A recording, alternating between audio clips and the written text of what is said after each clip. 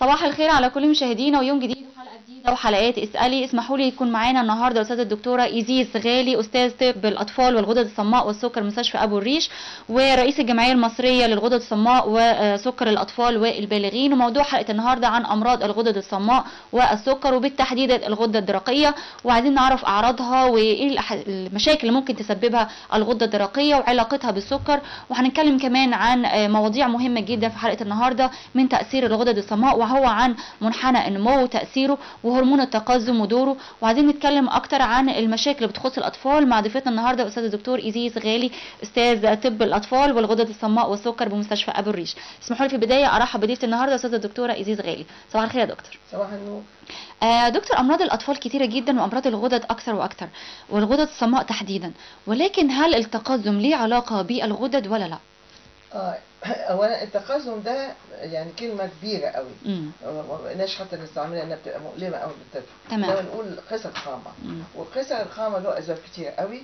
بس اهمها طبعا بالنسبه للغدد هي نقص هرمون الطول. ايوه. واحنا عندنا منحنيات مصريه هي هايله معموله، يعني ما فيش منحنى. وانا كنت لسه في اكبر مؤتمر في الغدد في العالم، فقالوا ما فيش منحنى 33,000 اتقاسوا 189، ومنحنى للبنات ومنحنى للولاد 33,189. لان انا قلت مش هيتعمل بعد كده. أيوة. فلازم نعمله كويس جدا، وعملناه بمنتهى الدقه، وكانوا اللي بيقيسوهم بيعملوا دكتوراه معانا، فطبعا بيتصرفوا بهايل. ومنحنى للبنات اهو احمر، والمنحنى للصبيان، وده لازم يستعمل. تمام. لازم يكون في التامين الصحي. ولما نلاقي ان سواء بنت او ولد بره المنحنى، عندنا دلوقتي كل الامكانيات ان احنا نقيس يا ترى هو بره المنحنى عشان مثلا ما بياكلش ولا غدد. فبنقيس الغده الدرقيه وبنقيس هرمون الطول.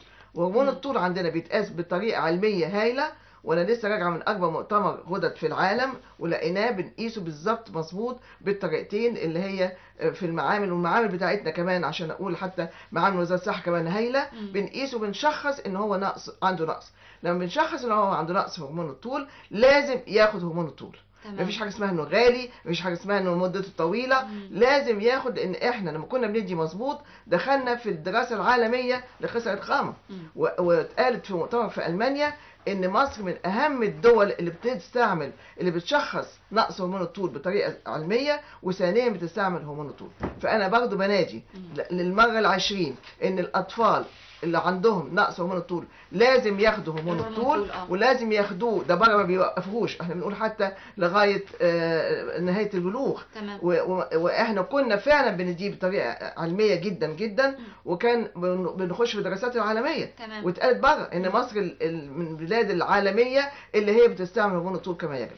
فلازم على التأمين الصحي انه يصرف هرمون الطول، لانه غالي جدا. غالي جدا، ما يقدرش الاب يتحمل تكاليفه. فمره واحد قال لي، الدكتور قال لي لا مش غالي، ده ثمنه كذا. قلت له غالي لان مدته طويله. بنستعمله بالسنين. فطبعا تكلفته، اذا هي ليست جرعه تتاخد مره وخلاص، دي بالظبط. يعني ما هياش ثمن الامبوله، لا ده مده طويله جدا، بحيث ان هو يصل الى. وكنا داخلين في الدراسات العالميه بتاعه الطول، وقالوا مصر، بروفيسور رانكي الالماني قال ان مصر الوحيده اللي بتستعمله مظبوط.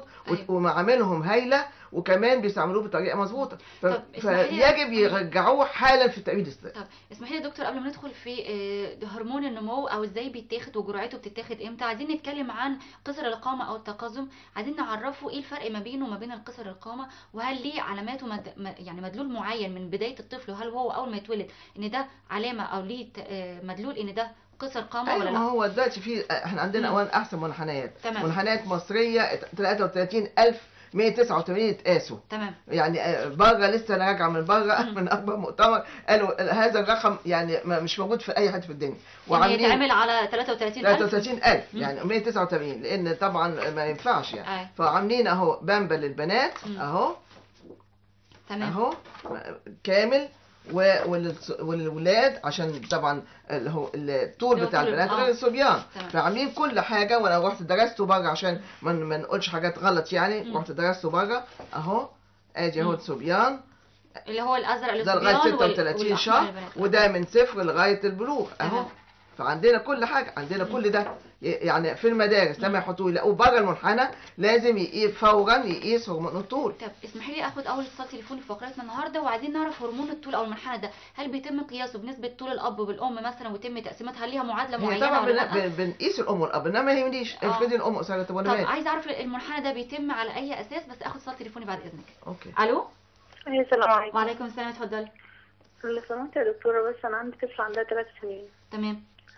هي من صغرها كل اللي يشوفها مثلا يقول إن هي قصيرة. أنا أصلا كمان قصيرة، يعني أنا حوالي 155 من 56. فهل القصر ده وراثي؟ يعني هي ورثاني فيه؟ يعني القصر وراثي يعني؟ لا، ما هواش وراثي، لان النهارده لغينا الكلمه دي بالمنحنيات. عندنا بره المنحنى يبقى هو قصير، ما يهمنيش بقى امه وابوه قصيرين، ما يهمنيش. مش شرط ان مش شرط. انا مالي يعني، هل هو دلوقتي هي بنت ولا ولد؟ هي بنت عندها 3 هي بنت اهي. عندنا منحنيات البنات عاملينه بامبا حتى. هل وزنها وطولها يعني هل وزنها بيبقى لو هي عمرها كام؟ لو هي عمرها كام؟ عندها 3 سنين. 3 سنين. لو هي 3 سنين وبره المنحنى، بره المنحنى اهي، لو هي جوه المنحنى نشوف اسباب تانية. ما يبقاش هرمون طول، لان لا يمكن يكون عندها نقص هرمون الطول وتخش جوه المنحنى بتاعي. تمام. يبقى بنقيسها ونحطه في المنحنى. لو هي قصيره بنقيس هرمون الطول، وبنقيسه في مصر ويتقاس هايل، بنقيسه بالطريقه العلميه العالميه، ونقيس كمان الاول الغده الدرقيه عشان خاطر ساعات بتبقى هي السبب. أيوه. لما نلاقي ان، وبنقيس كمان هو الكاريوتايب، يعني هل هي الكاريوتايب ده حاجه تانية كمان، خصوصا في البنات يعني. وده كل المعامل دي عندنا، كل المعامل عندنا وفي منتهى الدقه. ايوه معاكي في ثانيه واحده. ولما نلاقي سبب نديها هرمون الطول. تمام. اتفضلي سؤالك. لو سمحت يا دكتور، احنا اكتشفنا فجاه ان هي بقى عندها فلات فوت. فانا دلوقتي وديتها مركز التأهيل اللي هو في امبابة، فطلبوا لها علاج طبيعي وعملوا لها جزمه طبيه. فبس عايزه اعرف ايه موضوع الفلات فوت ده، وهي طفله طبيعيه جدا ومرحه جدا يعني. عايزه بس اسال حضرتك يعني بالنسبه للموضوع دوت، يعني احنا كده ماشيين صح؟ وتقول راي حضرتك يعني. طيب حاضر. ليكي سؤال تاني؟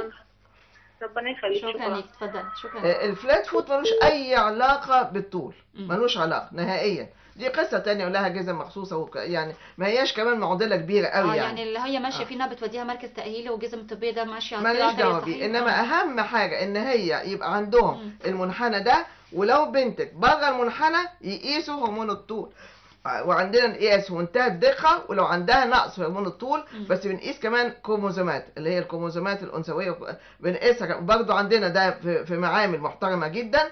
فلو عندها النقص ده نديها هرمون الطول ضروري. طب حضرتك بتعملي المنحنى على اي اساس، او ايه المعادله اللي حضرتك بيتم فيها نتيجه المنحنى؟ نتيجة اولا المنحنى ده اتعمل زي ما قلت لحضرتك ل 33189. فبنقيس يعني بالسن، ادي السن اهو. ايوه. ادي السن اهو.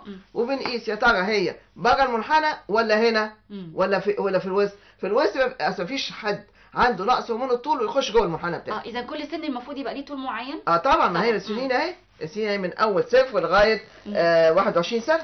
اصل في ناس دايما تقول لحضرتك الوزن لازم يبقى وزنه ماشي مع الطول. هل هنا حضرتك ما بتعتمديش على الوزن؟ لا، هو ملوش علاقه. ملوش علاقه خالص. ملوش علاقه نهائي. انما النقص هرمون الطول بيتحط هنا على المنحنى بتاعي ونشخصه في دقيقه يعني. تمام. وبعدين طبعا نشخصه بطريقه كلينيكيه بعد كده بالمعامل. يعني يا ترى نقص الهرمون ده عندها خلل في الكروموزومات، ولا عندها خلل في الغده الدرقيه، ولا عندها نقص في هرمون الطول. اذا من كل المعامل دي عندنا في منتهى الدقه. اذا من اسباب قصر القامه او التقزم اللي هو 3 اسباب، يا اما حدوث خلل في الغده الدرقيه. ايوه. او هرمون النمو، نقص في هرمون النمو ده اكتره طبعا. تمام. او هرمونات الانوثه والبتاع، في حاجه في الكروموزومات بالظبط. يعني خلل في الكروموزومات، لكن وراثه ملهاش علاقه. ومع ذلك الكروموزومات برضه لها علاج بهرمون الطول برضه. يعني لازم يدوا العلاج حتى لو كل ده صح وهي قصيره جدا بديها برضه. يعني بره بيدوا كده يقول لك وانا مالي، هي بره المنحنى بتاعي خلاص اديها ما دام بره المنحنى. لان المنحنيات دي اثبتت لينا بمنتهى الدقه هل هم محتاجين للهرمون ولا لا، سواء عندهم نقص هرمون، سواء خلل في الكروموزومات. الغده الدرقيه عندنا احنا احسن مشروع اتعمل في مصر. تمام. طب اسمحي لي يا دكتور، في سؤال هنا بيطرح نفسه، هل ممكن سوء التغذيه يعني هل ده ممكن يكون ليه اثر على نمو الطفل؟ طبعا له اثر، انما مش بره المنحنى، يعني يبقى قصير انما في الحديد الطبيعي. واخده بالك. وبعدين انا الحقيقه يعني بتألم جدا من الجمله دي، لان احنا مصر بلد زراعيه، فمش مفروض يبقى عندنا نقص في الغذاء. ده احنا علمنا العالم اللي ياكلوا ايه. يعني عيب لمصر اللي هي بلد النيل وعمرنا ما شفنا مجاعات يبقى عندنا نقص في التغذيه. تمام. حضرتك ذكرتي من ان في وسط كلام حضرتك قلتي ان ملوش علاقه بالوراثه، اذا هنا الوراثه ما بتلعبش اي دور خالص في موضوع ما بتلعبش دور خالص، لان ممكن تبقى الام نفسها عندها نقص في الهرمون وانا مالي. يعني انا دلوقتي بعد المنحنيات دي لغت الوراثه قوي يعني كنا نقول ما هو قصير عشان ابوه قصير وانا مالي، طب ما يمكن ابوه عنده النقص يعني هذه المنحنيات اللي هي يعني هلكنا فيها 33,000 ده رقم خرافي، اثبتت لنا هو محتاج ولا لا. ايوه انا مالي امه وابوه قصيرين وانا هو محتاج ولا مش محتاج.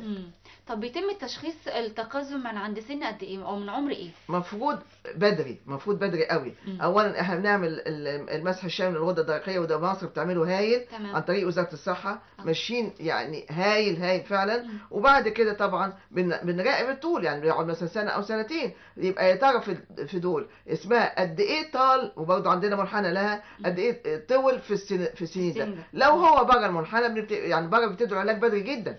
تمام. طب دكتور، هل ممكن ان احنا نتنبأ بالطفل وهو في رحم الام؟ يعني بيتاخد مقاسات عن طريق السونار، هل ممكن ده برضو يكون ليه مدلول او برضو مؤشر الطفل ده ممكن لا ما يهمناش خالص، ما يهمناش نهائي. لان هو ممكن يتولد قصير انما برضو بنحطه على المنحنى. طب لما امه بترضعه طبعا احنا عندنا احسن رضاعه الام دي احسن مليون مره من الالبان الثانيه، ملهاش اي علاقه يعني. فبنقيسهم بقى، ما في برضو الصغيرين اهو من اول الولاده ل 36 شهر. يعني كل فترة بنقيسها بمنتهى الدقة. ده للكبار. طيب الصغير اللي لسه مولود عندنا اهو من أول الولادة لغاية 36 شهر للبنات وللصبيان. تمام. طب دكتور، ندخل بقى في هرمون النمو اللي بيتاخد بداية من أول ما يتم اكتشاف إن الطفل ده عنده تقزم من سن مثلا سنة زي ما حضرتك قلتي، والجرعات بتتاخد قد إيه؟ بالظبط. ده لها جرعة بقى محسوبة طبعا وكلنا عارفينها كويس قوي. بنقيس الطول والوزن ونقول ده محتاج لكذا. دي معادلة عالمية يعني على حسب الطول والوزن. الطول والوزن لها معادلة جامدة قوي. وبنديله الجرعة، والأهم حاجة فيها الاستمرار في الهرمون، لأن لو أنا أديه مدة وأوقف أكني رميت فلوسي في النيل. طب إحنا عايزين نعرف المدة قد إيه وبتتاخد قد إيه، بس اسمحي لي آخد اتصال تليفوني ومداخلة أخرى. ألو.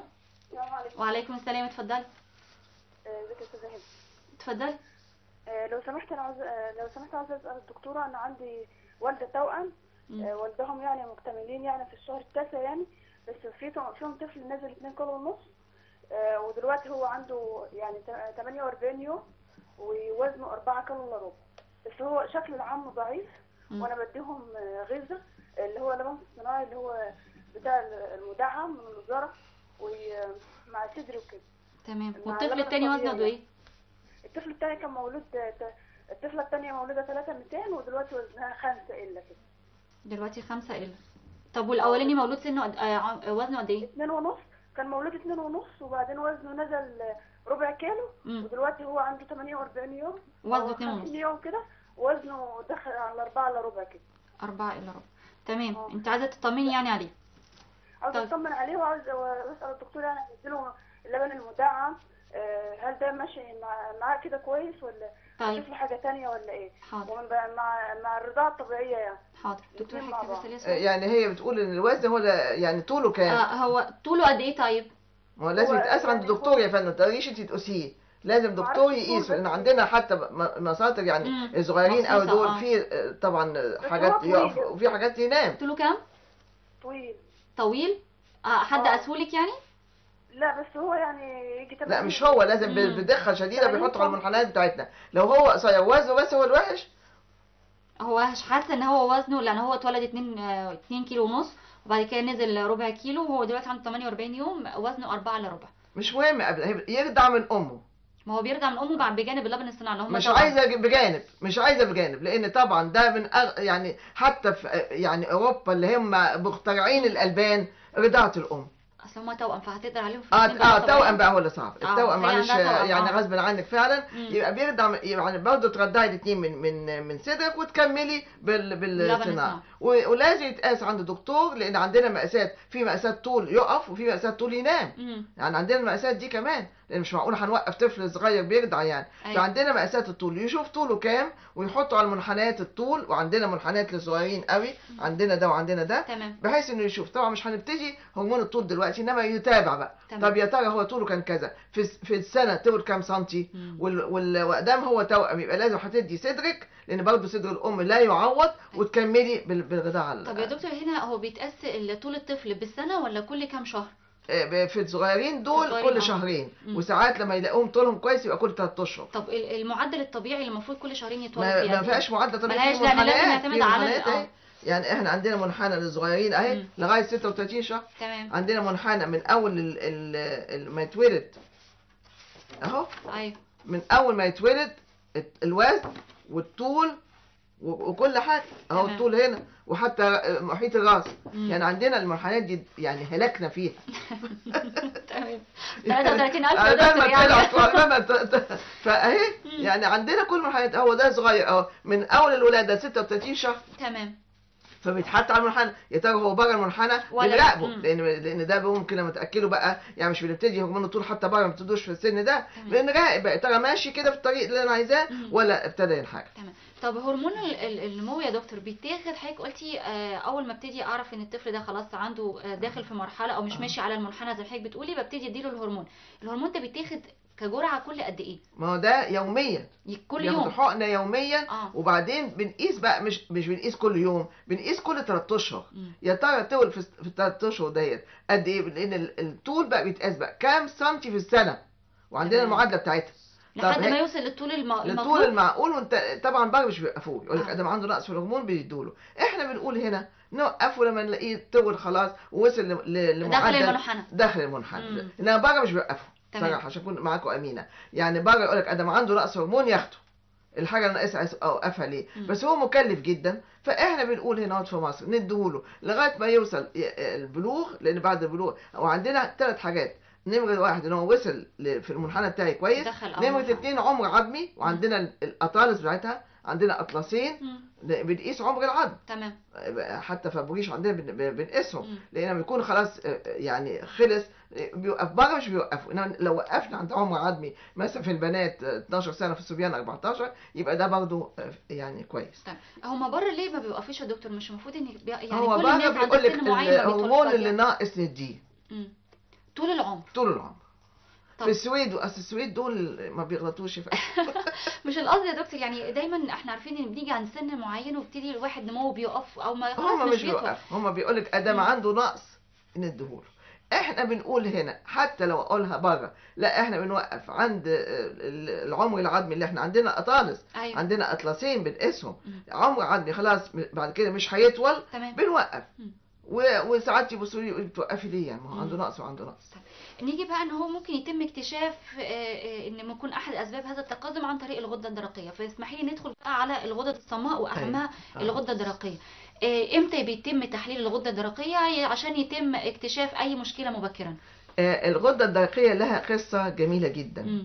لان انا كنت في المانيا وبروفيسور برادر دول من اكبر وإلك. طب استاذنك نحكي الموضوع دوت بس بعد ما ناخد اتصال تليفوني. ماشي. الو. ايوه اتفضلي. بقول لحضرتك انا عندي طفل عنده سنه و4 شهور. ايوه. مطلع سنان بسيطه، يعني 2 تحت 4 فوق. مشي متاخر، بيمشي لغايه دلوقتي بيمشي يقع. وما بياكلش اي حاجه خالص. مش بياكل. سنه كام؟ عنده سنه و4 شهور. سنه 4 شهور. طب وطي التلفزيون لو سمحتي. حاضر. تمام. عنده سنة و4 شهور، عنده 2 تحت و4 فوق، وماشي متأخر حتى دلوقتي. بيعمل ولو كل أي حاجة بسيطة ممكن يعمل حمام على طول، يعني ممكن ذكاؤه عامل إيه؟ أهم حاجة لأن برضه سنة 14 أقدر أقيس ذكاؤه عامل إيه؟ وبعدين لا كويس. لو هو كويس بيتقاس. احنا عندنا مقاسات طول وهم واقفين، والصغيرين لهم مقاسات وهم نايمين. فبيتقاس ويتحط على المنحنيات، هل هو قصير ولا مش قصير. طب انا عندي غده درقيه ممكن تكون كانت السبب فيه، بس انا ما عرفتهاش الا بعد الولاده. اللي هي ايه؟ الغده الدرقيه. مالها؟ هو عنده مشكله عندي لا عندي انا. عندك انت؟ بس ما اكتشفتهاش الا بعد الولاده ب6 شهور. ممكن كانت لا يعني ما كانت تأثرش، عندي لا الغدة الدرقية حتى لو خدتيش علاج وانت حامل مش هيأثر على الطفل، انما اهم حاجة ان هو اول ما اتولد خده من كعب رجله، لان ده المشروع القومي وبنعمله هايل لاكتشاف نقص الغدة الدرقية في الاطفال، فبياخدوا من كعب الرجل لا ما خدوهوش. ما عملوش خالص يعني مش ممكن. ده تبع الصحة بيتعمل ثالث يوم الولادة ما اتعملش. لا كان في الحضانة وما خدوش منه العينة. يبقى روحي معمل غدد وحليل الغدة الدرقية، يبقى روحي معمل حالا غدد، بعمل غدد فابوريش، بعمل غدد عندنا محترم جدا. هو ضعيف عامة يعني، ضعيف خالص. ايه؟ ضعيف خالص الولد. معلش ما جاش حاجة، اهم حاجة الغدة الدرقية عندي بس. انا عندي الغدة الدرقية. طب يبقى تروحي معامل ابو ريش اللي هي جامعة القاهرة ويعملوا تحليل الغدة الدرقية ويقيسوه عندهم، لان عندنا مقاسات هايلة. عندنا مركز المقاسات، مركز بحاله. ايوه. طيب بصي تابعينا، والدكتوره حالا هتتكلم عن الغده الدرقيه واضرارها واعراضها وكل دوت هنتكلم عنه باستفاضه حالا. شكرا اتصالك. اتفضلي يا دكتور. اذا الغده الدرقيه بيتعمل تحليل من ثالث يوم الولاده، وده تبع مراكز الصحه. بالظبط. والحقيقه ان احنا بنعمله هايل. لان لما كنت انا في المانيا بروفيسور برادر وإيليج بتدي محاضره، فطلعت ولد عبيط خالص وقالت ان الولد ده ابوه مليونير. أيوة. وجده مليونير، فكشف عند احسن دكاتره في المانيا ما عرفوش يشخصوه، راح فرنسا ما عرفوش يشخصوه، راح امريكا ما عرفوش يشخصوه، طلع عنده ايه؟ طلع عنده نقص في الغده الدرقيه. اذا اكبر دكاتره غدد في العالم ما عرفوش يشخصوا، فاذا احنا دلوقتي بناخد من كعب الرجل نشخصه معمليا مش بالدكتور. مش انا ابص عليه اقول ده عنده نقص في الغده. فالمهم ان هي خلصت المحاضره قلت لها دي الطريقه. انزلي حالا، دي الطريقه، طريقه اكتشاف نقص الهرمون. والدي قال لي بتروحي مؤتمرات ايزيسي المصريه يعني. ففعلا ادتني الطريقه وجيت هنا في مصر ونفذتها بقى. نفذناها هايل. دليل على كلامي ان هم جم وفد من امريكا ومن فرنسا ومن انجلترا عشان يدرسوا المنطقه. ايوه. فعملونا 1 2 3. واحد ما بيعملهاش اللي هم بقى احنا المنطقه يعني ايه، مصر وسودان وتونس وليبيا وكل دول. ايوه. مصر قالوا بقى الاتي: واحد ما بيعملهاش لسه مش مقتنع بيها، 2 بيعملها وعنده مشاكل، 3 بيعملها وما عندوش مشاكل. اللي هو مصر. انا بقى قعدت في المؤتمر ده كان يعني لو كان حد بس حط ايده على ايدي. فطلعنا 3 وقالوا ان مصر احسن بلد في المنطقه دي بتعمل. وللنهارده طب تمام، وللنهارده بناخد من كعب الرجل وننده للام بسرعه والاب: الحق ده الهرمون، ووزاره الصحه قايمه بيه، في نقص في الهرمون بيتم اكتشافه مبكرا وندي العلاج مبكرا جدا. ولغينا ان طفل يبقى متخلف عشان عنده نقص في الغده الدرقيه. طب عايزه اعرف اكتر عن الغده الدرقيه، ايه اعراض نقصها وممكن ايه المشاكل اللي ممكن تؤدي نقص الغده الدرقيه. بس اخد اتصال تليفوني. الو. الو. أيوة. صباح الخير. صباح النور. لو سمحت عايزه اسال الدكتوره. اتفضلي. الو. صباح الخير. ايوه اتفضلي الدكتوره معاكي. انا عندي بنتي 19 سنه وطولها 148 سم. هل ممكن في علاج في السن ده؟ تمام. طولها كام؟ 148 سم والبنت عندها 19 سنه. دي واحده اول ما تطلع منحنى اهو. عندها كام سنه؟ 19 سنه. 19 سنه وطولها كام؟ 148 سم. يعني هي اقل واحده في المنحنى. طبعا سنها كام قلتي؟ 19. يبقى حتى الحمد لله ان هي مش قصيره يعني، ما هيش بره المنحنى. انما حتى لو هي بره المنحنى ما نقدرش دي علاج، لان دلوقتي اللي عندنا عمرين، عمر زمني انت بتقوله لي عندها 19 سنه وعمر عظمي. طب لما يكون العمر العظمي بتاعها خلص 19 سنه ما بتديش هرمون الطول، هنديه ليه؟ العمر العظمي بيخلص عند كام سنه يا دكتور بقى؟ ده له كتاب قد كده وانا اللي بقيسه عشان ما حدش يعني اكبر 2 علماء في العالم عملوا لنا الاطلس ده. فانا عندي الاطلسين في عيادتي وفي ابو ريش كمان. لو هو عمر العظمي خلص يبقى ما فيش طول بقى. طب هو بيختلف العمر العظمي من شخص لاخر ولا طبعا بيختلف على حسب. يعني ساعات تبقى عندها مثلا 18 سنه انما عمرها العظمي بدري فيبقى عندها فرصه، انما غالبا ما بيبقاش الفرق كبير قوي كده. بس الناس كلها عندها خلفيه ان عند 20 سنه او 21 سنه بيقف بقى النمو العضلي. ابدا ملهاش معنى الكلام ده. ده في البنات ساعات قبل يعني 12 سنه يبقى خلاص متاخر. عشان كده احنا بنقيسهم ونحطهم على منحنيات مصريه، وبنقيس عمر عظمي. عندنا الاطالس بتاعتها ولا زالت بتستعمل في العالم، مفيش اطلس جديد اتعمل انا مش عندي. وبالتالي لو هي عندها فرصه طبعا 19 سنه دي خلاص خلاص بالنسبه لا ملهاش. لكن هي مش قصيره لانها داخله في اقل حاجه في المنحنى. يعني هي لو كانت بره المنحنى كنت انا اتنكدت، انما هي اقل واحده كويس ان هي جوه المنحنى. جوه المنحنى فيعني يعني الحمد لله على كده. تمام الحمد لله. اسمحي لي اخد اتصال كمان. الو السلام عليكم. وعليكم السلام، اتفضلي. بقول لحضرتك بنتي قصيره. ايوه معاكي اتفضلي. عندها كام سنه وطولها قد ايه؟ هي عندها 18 سنه بس ما قستولهاش، بس هي قصيره طالعه لباباها وانا طويله. هي عندها 18 سنه والبنت قصيره طالعه لباباها ومامتها طويله. هي احنا بطلنا كلمه طالعه لباباها لان عندنا منحنيات. وعندها دلوقتي كام سنه؟ 18. يعني حتى لو هي بره منحنى ما نقدرش ندي في السن ده هرمون الطول.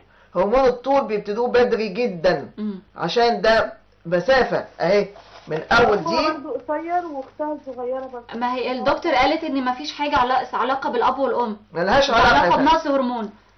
ده هي متضايقه خالص بتقعد تعيط عشان الطول بتاعها. تمام.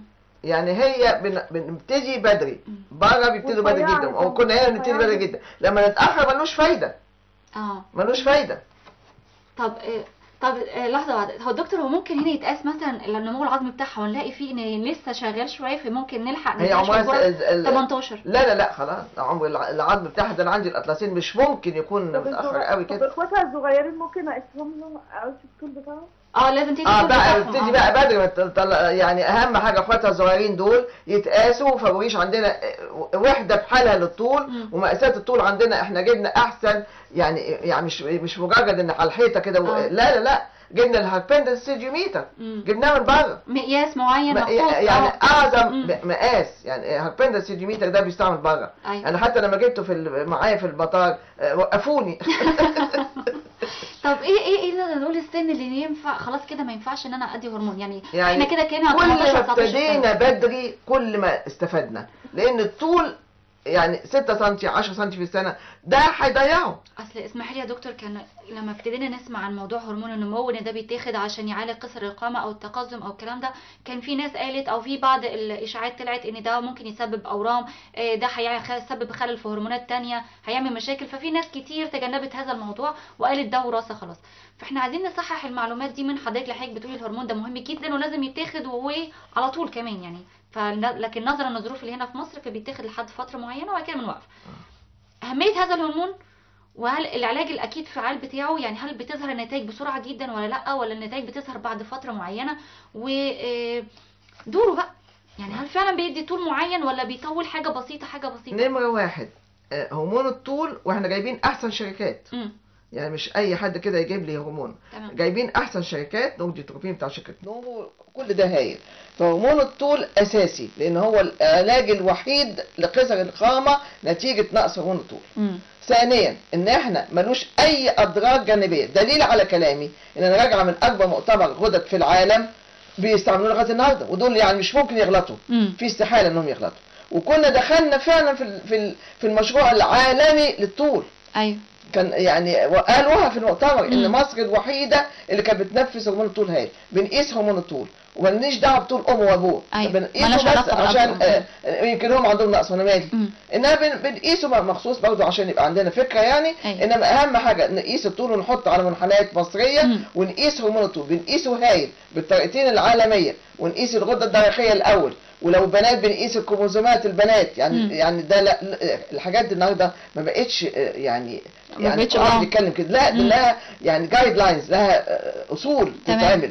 فبنعمل ده كله. لو لقينا عندهم نقص هرمون الطول وفي البنات بنقيس الكروموزومات ياخدوا هرمون الطول. كل ما ابتدينا بدري كل ما كان افيد. لما ابتدي عند مثلا 14 سنه ده فاضل لها خلاص بلغت، بعد البلوغ يدوا ليه؟ ملوش علاج، ملوش فايده يعني. ملوش فايده. ولكن حضرتك ذكرتي ان ملوش اي اضرار جانبيه، لا علاقه له بالاورام او لا علاقه له بان هو اي علاقه نهائيا. ولسه راجعه من اكبر مؤتمر غدد في العالم لغايه النهارده ملوش اضرار نهائيه. تمام يا دكتور. ضرره الوحيد فلوسه. هو مكلف على الدوله، ايه يعني؟ ما احنا مش بلد فقيره يعني. طيب اسمحي لي اخد تليفون اخر، وبعدين عايزه برضو اسال سؤال على الهرمون، بس اخد اتصال تليفوني الاول. الو الو، معنا تليفون. الو، فصل التليفون. طيب اسمحي لي يا دكتور، الهرمون ده نتيجته بتبان بعد خلال قد ايه؟ بعد شهر، شهرين، 3؟ لا بنقيس شهر وشهرين عمرنا. بنقيس اسمها كام سنتي في السنه، والمعادله موجوده عندنا. يعني بنقيس كل 3 اشهر او مش كل شهر، بنقيس كل 3 اشهر، وبعدين بحسب بقى طول ابني ده او بنتي كام سنتي في السنه. لو طول مظبوط يبقى خلاص، يبقى انا الهرمون ده الام بتديه مظبوطه والدوله بتديه مظبوط، وما توفرش. مش المفروض نوفر في الحاجات دي، لان دي طفوله جايه لنا وما احناش فقراء. طيب انا اسمحي لي هطلع لفاصل، وبعد الفاصل عايزه اسال عن الجرعات، هل بتختلف الجرعه من شخص لاخر ولا لا؟ بس اسمحي لي اطلع فاصل صغير بسرعه ونرجع على طول. مشاهدينا انتظرونا بعد الفاصل، هتكون لسه مستمرين معاكم مع الاستاذه الدكتوره ايزيز غالي.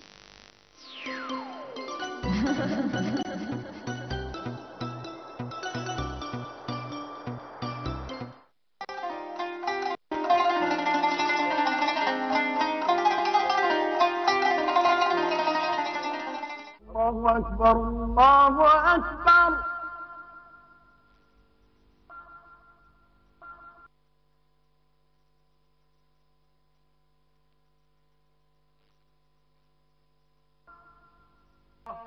اللهم رب هذه الدعوة التامة والصلاة القائمة، آت سيدنا محمدا الوسيلة والفضيلة والدرجة العالية الرفيعة، وابعثه اللهم المقام المحمود الذي وعدته، إنك لا تخلف الميعاد.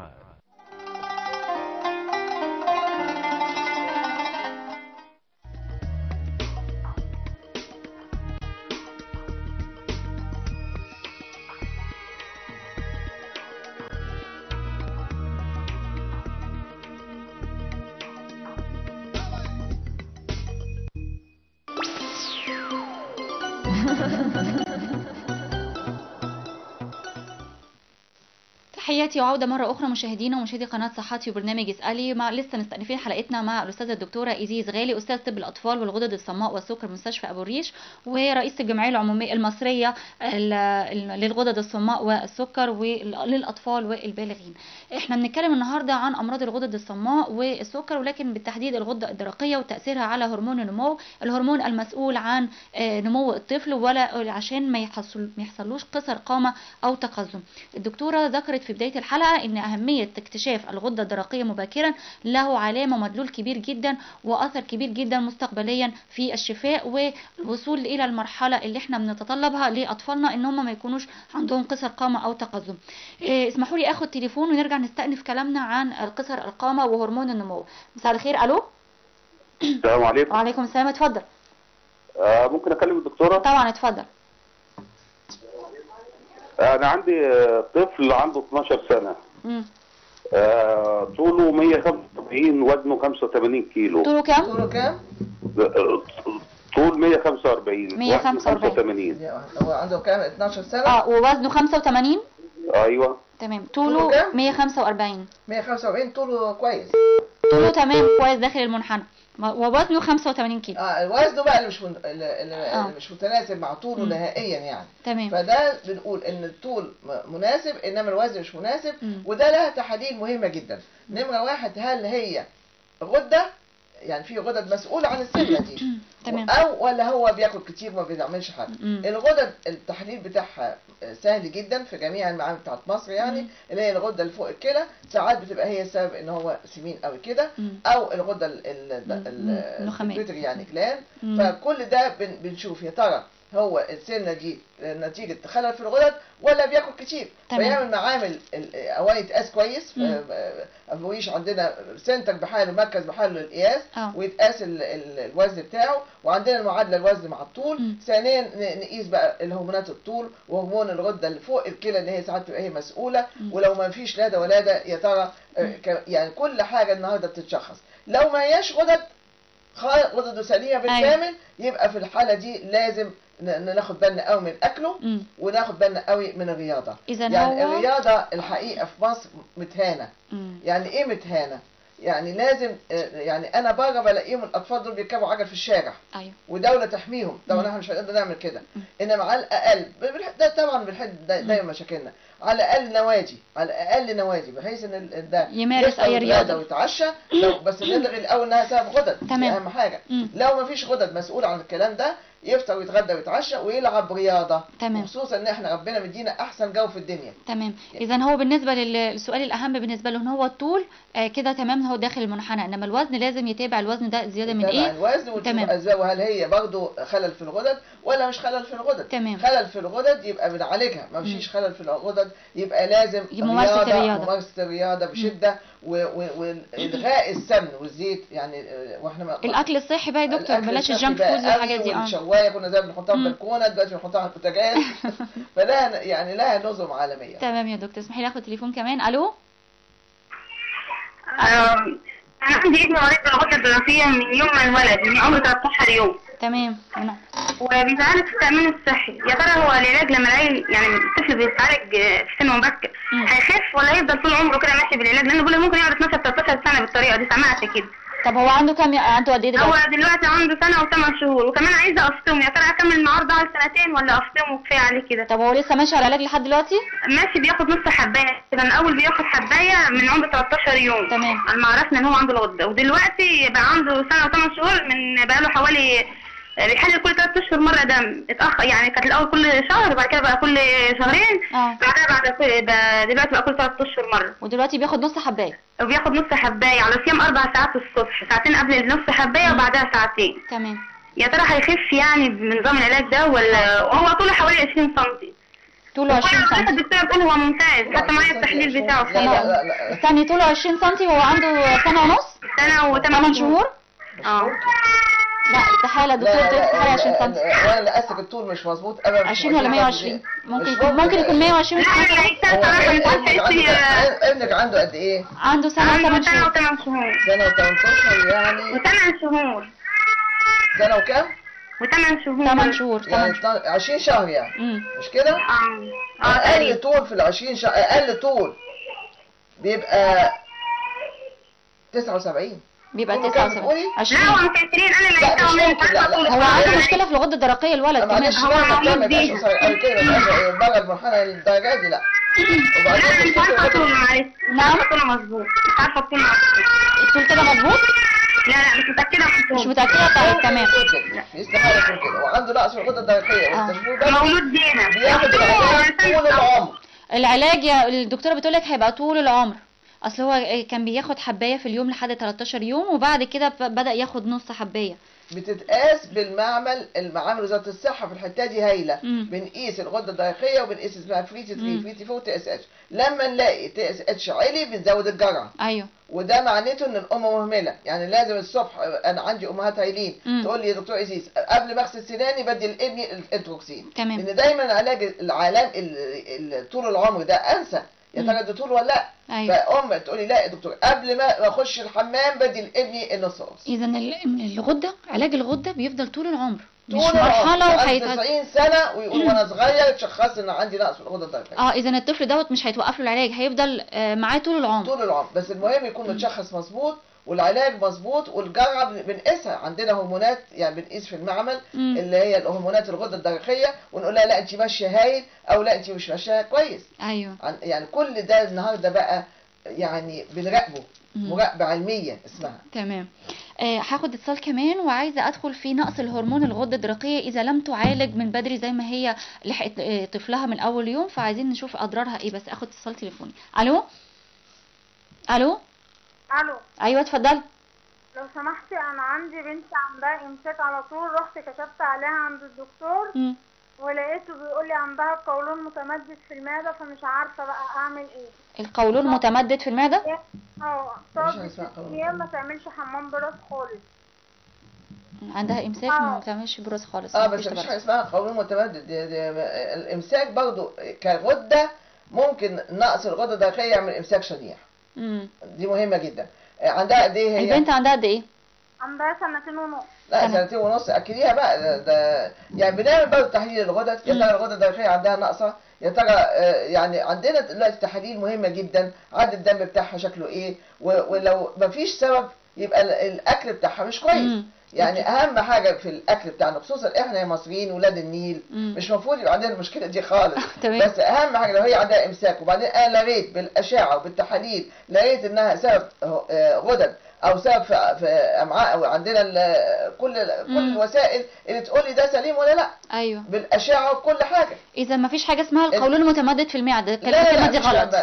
لو اولا نعمل اشعه عند ناس محترمه يعني وفي ابو ريش طبعا هايلين، لو لقينا فيش سبب ناكلها كويس قوي لان الاكل نفسه يصلح الامساك اللي عندها ده. تمام يا دكتور. دكتور قبل الاتصال تليفوني كنت عايزه اسال على اسباب نقص الغده الدرقيه. حضرتك قلتي عرض من اعراضها حاليا على ردا على المتصله، وحضرتك قلتي اللي ممكن يسبب امساك، ممكن يسبب ايه تاني نقص هرمون الغده الدرقيه؟ هي اهم حاجه الغده الدرقيه مسؤوله عن الذكاء. الذكاء. عشان كده لما نتاخر وذكائهم يتاثر ما نقدرش نصلحه. يعني اهم حاجه في الانسان ذكائه. ايوه. فلما انا اضيع هذا الذكاء يعني مره برضه قالت لي حرام عليكم، انا ابني الصغير ده لما شخصناه بدري وهو عنده ايام وابتدينا العلاج الولد طلع الاول على دفعته. ابني الكبير ما شخصوش بدري طلع متخلف. اذا ممكن يؤدي الى حاله من حالات التخلف مستقبليا. نقص هرمون الطول، هرمون الغده الدرقيه، وكمان الكسل، يعني مش قادر يتحرك. يعني المفروض الاطفال دول يلعبوا ويتشقوا كده، مش قادر يقوم. يعني يعمل اسباب كتيره جدا احنا في غنى عنها ادام قدرنا نشخص، ادام بنشخصه بدري جدا وبندي العلاج بيبقوا هايلين. اذا الغده الدرقيه مسؤوله عن افراز هرمون الثايروكسين او الثايروكسين اللي هو مسؤول عن الذكاء والطول والبلوغ وكل ده. تمام. تمام. اذا اهم حاجه بالنسبه لنا احنا ايه؟ الذكاء. تمام. يعني يطلع متخلف ليه وانا في ايدي ما طلعوش متخلف. اذا هو الكاتاليست او العامل المحفز للهرمونات الاخرى انها تشتغل. اذا حصل فيه خلل فالهرمونات دي مش هتشتغل. اهم من ده كله الذكاء. يعني ليه يطلع متخلف وانا في ايدي الحل من البدايه؟ في ايدي ان هو ما يبقاش. تمام. اسمح لي اخد اتصال تليفوني كمان. الو. السلام عليكم. وعليكم السلام. الاستاذ سامح من مين يا فندم؟ اهلا وسهلا. اتفضل. اهلا وسهلا يا فندم. عندي ابني عنده 8 سنين يا فندم، طوله 115 سم. ايوه. ووزنه 20 كيلو، ونسبه الهيموجلوبين عنده 9. الهيموجلوبين 9. يا فندم. طب لحظه واحده، هو 8 سنين طوله 115 سم. هو قصير جدا لانه اقل واحد في المنحنى بتاعي، وبعدين فده لازم نقيس هرمون الطول بس يتقاس الطول مظبوط. شكرا. يعني اهم حاجه هرمون الطول يتقاس مظبوط. وبعدين نقيس الغده الدرقيه الاول وعدد الدم مهم جدا الاول وبعدين نقيس هرمون الطول. طب بالنسبه لان لو هو عنده نقص هرمون الطول لازم ياخد هرمون الطول. طب دكتور هو كده حضرتك قلتي قصير خارج المنحنى ولا اقل من حاجه؟ كام؟ 8 سنين وطوله 115 اهي تحت المنحنى. طبعا يبقى قصير جدا يعني حتى لو هنا قصير برضه. تمام. طب اذا الوزن 20 كيلو قلنا الوزن ده كويس ولا؟ عندنا المعادله بتاعه الوزن مع الطول 20 كيلو، يعني الوزن مش مهم قوي. مش مهم قوي. طب دكتور هو عنده الهيموجلوبين بتاعه 9. عنده انيميا بقى رهيبه. وبعدين نشوف يا ترى الانيميا دي ما بياكلش عدل ولا لها تحاليل دقيقه جدا، تحاليل دقيقه جدا، عدد الدم وشكله ايه ونسبه الحديد في الدم كل ده بيتقاس. لو هو عنده انيميا وبياكل كويس بنديله فيتامين فيه حديد. طب هنا لو طلع عنده مشكله ممكن نلحقه بهرمونات النمو؟ لو هو لا يتقاس الاول يتقاس الغده الدرقيه. لو طلعت سليمه نقيس هرمون الطول، لو طلع قليل نديله هرمون الطول طبعا. طب نفترض ان على المقاسات دي هرمون الطول كويس برضه بره بيده، لان يقول لك وانا مالي ادام هو قصير. يعني هي نحفز بقى انها تشتغل زياده. يعني هي في حاجه اسمها قصر خامه نتيجه نقص هرمون الطول، وفي قصر خامه هو قصير. ايوه. بره بيده، هنا ما بيرضوش يده، يقول لك لا ده هرمونه طبيعي ما نديش. الحقيقه الاصول يده. تمام. واضح ان الموضوع كبير ومهم لان في ناس كتيره بتغفل عنه، بس هو لازم ننوه ان الغده الدرقيه بيتم التحليل دوت بعد الولاده في الصحه. ده يعني تحليل اجباري زي ما بيقول، ده اجباري موجود في وزاره الصحه او تبع الصحه. بعد ما الطفل يتولد في اليوم الثالث لازم يتعمل تحليل الغده الدرقيه. ياخدوه من كعب رجل، يعني ما فيش اكتر من كده يعني. تمام. طب دكتور لو تم اكتشاف بدري شويه ان يعني متاخر شويه بعد 2 3 ان في مشكله في الغده الدرقيه، هل ممكن الحق الطفل دوت بمعدل الذكاء بتاعه كله؟ الذكاء بيتاثر. مفيش شك في كده. لان هرمون الغده الدرقيه اكتر هرمون بيأثر على الذكاء. عشان كده ياما مثلا يقولنا في العياده في ابو ريش مثلا، يقول طب يا خساره ده انا ابني كبير طلع متخلف لان ما كانش النظام ده اللي هو وابني الصغير لا هو عنده نقص في الغده الدرقيه وادام ادينا له علاج من الاول نبيه. تمام. طب ليه ما عملوش كده مع ابني الكبير؟ يعني اهم حاجه في الغده الدرقيه انها بتاثر على الذكاء. وهي الفرق اهم حاجه في الانسان ايه؟ ذكاء طبعا والتحصيل الدراسي والذاكره. فده مهم جدا. فعشان كده المشروع القومي اللي عاملينه في مصر الحقيقه هايل ولا زال هايل وبيعملوه صح جدا، ومعامل وزاره الصحه من اكثر المعامل المحترمه جدا في الموضوع ده، وبندي الهرمون بدري جدا وبنديه بطريقه بنزود ساعات الجرعه، مش لان الحاله اوحش لان ابني كبر. طبعا.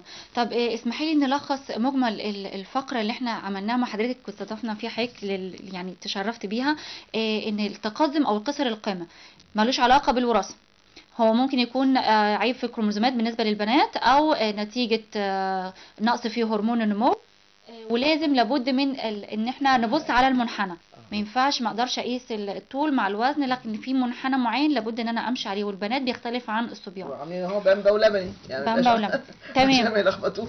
وكمان يا دكتور حضرتك ذكرتي ان في سن معين ما ينفعش بعديه ان انا اخد الهرمون لانه ليس له اي فايده او ليس اي قيمه بعد هذا السن نتيجه نمو العظم انه بيتوقف.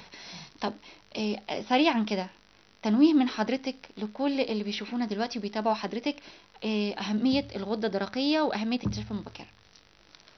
أهمية الغدة الدرقية إن إحنا الحمد لله في مصر بنعمله هايل، بنكتشفه من كعب رجل الطفل المولود وبيندهوا للأم والأب بسرعة ويدوا له الغدة الدرقية اللي هي الإتروكسين، وبيتصرف من وزارة الصحة، والحقيقة إن وزارة الصحة بتعمله هايل، وبنقيس بقى كل 3 أشهر أو كل شهرين في الأول، بعد كده كل 3 أشهر عشان ساعات بنزود الجرعة. أيوه. لأن ساعات الأم تقول لي كل مرة تزودي الجرعة، أيوه مش لأن ده الجرعة هو كبير، بنزودها بمعمل لقينا إن لسه في الغدة الدرقية اللي هو الغده النخاميه في تويتر النخاميه ابتدت تعلى بنزود الجرعه، مش ان الحاله اوحش لان ابني كبر. ايوه. فسواء ابن او بنت، فالغده الدرقيه بالنسبه لنا مهمه جدا، انه مسؤول عن الذكاء، وده يعني الفرق ما بين الانسان والحيوان انه ده لا بيه. تمام. مفيش داعي انه يبقى متخلف في المدرسه عشان انا ما شخصوش. اذا الاساسي في الذكاء هو الغده الدرقيه والاستمرار في العلاج. تمام. اهم حاجه انها عشان ده علاج مستمر، انا بقول للام الصبح قبل ما تغسلي اسنانك ادي لابنك التروكسين عشان ما تنساش، عشان ما تقولش نسيت. مفيش انها نسيان، لان هو علاج يومي او ديلي لازم يتاخد يومي. فطبعا ممكن تنسي، يا ترى انا اديت يا ترى ما اديتش، ولا قبل ما تغسلي اسنانك ادي لابنك ده. ده بالنسبه للغده الدرقيه، واحنا في مصر عاملينه هاي الحقيقه، ومش عايزين اي نوع من الاهمال من الام والاب. تمام.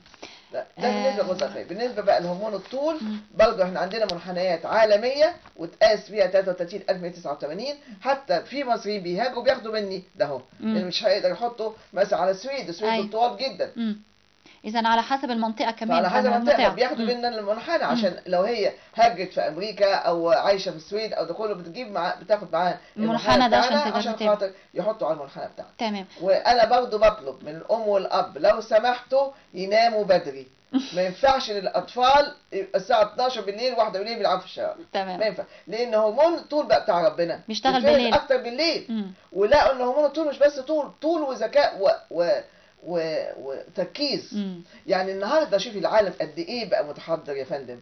مثلا رجال الاعمال بره يقول لك الحارس اللي بيحجزك طول الليل ده بيضحي، فما يتعالج على حسابك. ايوه. يعني فاهمه، يعني شوفي قد ايه لو حصل له مشكله مع ان ده مش حكايه طول، لان لا الطول ده هرمون الطول ذاكره وحاجات كثيره جدا. فلازم الاطفال بنادي اهو ان الاطفال اللي في مصر يتحطوا على منحنيات ويتقاس لهم هرمون الطول سواء ولد او بنت، ولو هم قصيرين يدوهم الهرمون من اول دقيقه. تمام يا دكتور. استاذه الدكتوره ايزيز غالي، استاذ طب الاطفال والغدد الصماء والسكر مستشفى ابو الريش، ورئيس الجمعيه المصريه للغدد الصماء والسكر الاطفال والبالغين، شكرا لوجودك معانا النهارده في اسالي. شكرا جدا. مشاهدينا بكده خلصت فقرتنا الاولى النهارده من اسالي، انتظرونا بعد الفاصل والفقره الخاصه بامراض النساء والتوليد.